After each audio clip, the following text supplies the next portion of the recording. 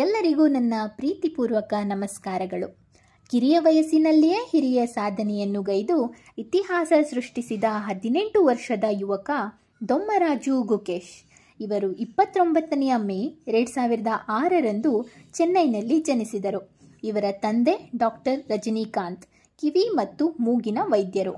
ಇವರ ತಾಯಿ doctor Padma, microbiologist ಆಗಿ ಕಾರ್ಯನಿರ್ವಹಿಸುತ್ತಿದ್ದಾರೆ. ಚಿಕ್ಕ ವಯಸ್ಸಿನಿಂದಲೂ ಚೆಸ್ ಆಡುವುದರಲ್ಲಿ ಒಲವಿದ್ದ ಇವರು 2015ರಲ್ಲಿ ಮೊದಲ ಬಾರಿಗೆ 9 ವರ್ಷದ ಕಿರಿಯರ ಚೆಸ್ ಪಂದ್ಯಾವಳಿಯಲ್ಲಿ ಪ್ರಶಸ್ತಿಯನ್ನು ಮುಡಿಗೇರಿಸಿಕೊಂಡಿದ್ದರು. ಇವರು ಏಷಿಯನ್ ಸ್ಕೂಲ್ ಆಫ್ ಚೆಸ್ನಲ್ಲಿ ವ್ಯಾಸಂಗ ಪಡೆದು 12ನೇ ವಯಸ್ಸಿನಲ್ಲಿಯೇ 3ನೇ ಗ್ರ್ಯಾಂಡ್ ಮಾಸ್ಟರ್ ಆಗಿ ಹೊರಹೊಮ್ಮುತ್ತಾರೆ. 2017ರ ಅಂತಾರಾಷ್ಟ್ರೀಯ ಮಾಸ್ಟರ್ ಪಂದ್ಯಾವಳಿಯನ್ನು ಆಡುವ ಅರ್ಹತೆಯನ್ನು ಪಡೆದು 2018ರ ವಿಶ್ವ ಯುವ ಚೆಸ್ ಚಾಂಪಿಯನ್ಶಿಪ್ನಲ್ಲೂ ಗೆಲ್ಲುತ್ತಾರೆ. 2021ರಲ್ಲಿ ಜೂಲಿಯಸ್ ಬೇರ್ ಚಾಲೆಂಜರ್ಸ್ ಟೂರ್ನಮೆಂಟನ್ನು ತನ್ನದಾಗಿಸಿಕೊಳ್ಳುವ ಇವರು 2022ರಲ್ಲಿ 2726 ಪಾಯಿಂಟ್ಗಳನ್ನು ಪಡೆಯುತ್ತಾರೆ.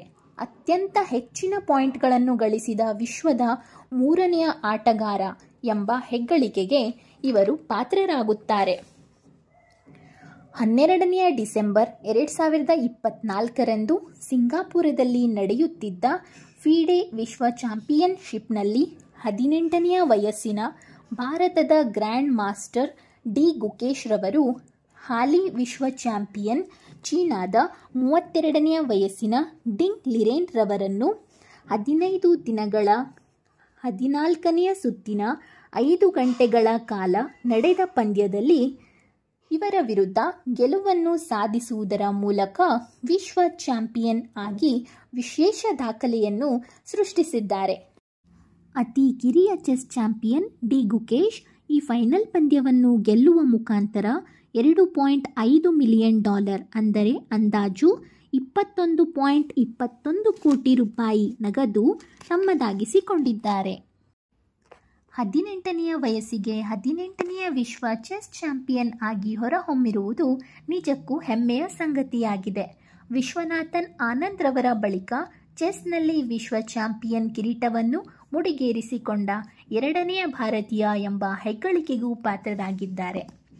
ಸಾಧನೆ ಮಾಡಲು ವಯಸ್ಸು ಮುಖ್ಯವಲ್ಲ, ಮನಸ್ಸು ಮುಖ್ಯ.